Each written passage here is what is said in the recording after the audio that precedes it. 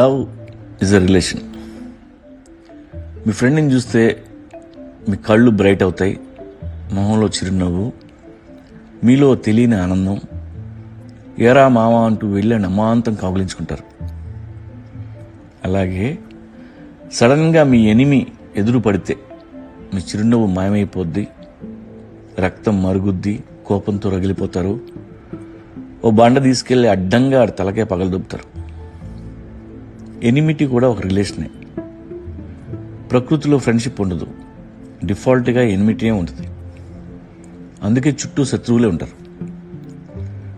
కొంత unknown enemies కూడా ఉంటారు. ఉంటే ఉండని, వాళ్ళ వలన మనలో కసి పెరుగుద్ది, వాడికంటే ఎదగాలని తపన వస్తుంది.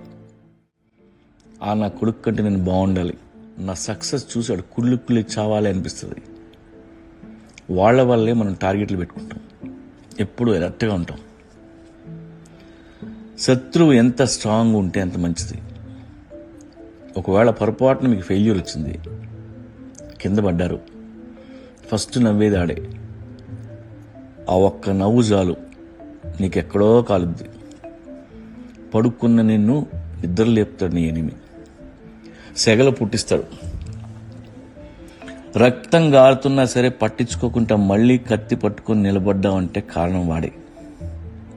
నా కొడుకు మనకు కావాలి. కాబట్టి ఎనిమి ఎప్పుడు నీకు మేలు చేస్తాడు.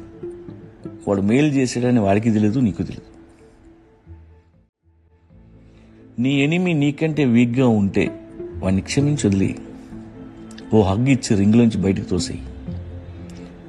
కానీ నీకంటే బలవంతుడైన శత్రువుని మాత్రం క్షమించొద్దు, వాడిని దాచుకో.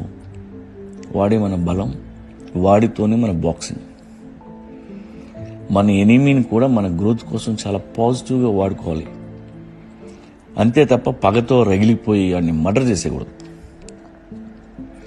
రింగ్లో నీ ముందు ఎనిమి ఉండాలి, చూసే క్రౌడ్ అంతా ఎనిమీస్ ఉండాలి. అప్పుడే మజా, మా కిక్కిరికిరే.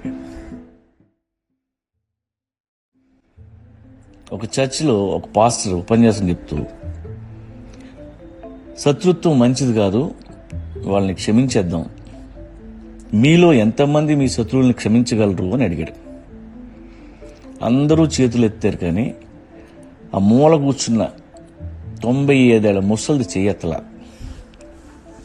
అప్పుడు పాస్టర్ అడిగాడు, ఏమండి మరీరత్నం గారు, మీరు మీ శత్రువుల్ని క్షమించలేరా?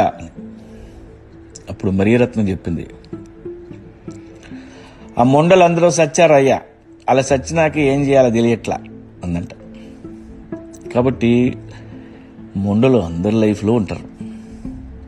ఎంత పెద్ద విలన్ ఉంటే అంత పెద్ద హీరో అవుతాం. కాబట్టి ఎనిమీస్ని నెగిటివ్గా చూడొద్దు. They are also part of our life. ఆ మాత్రం డ్రామా మనకు కావాలి.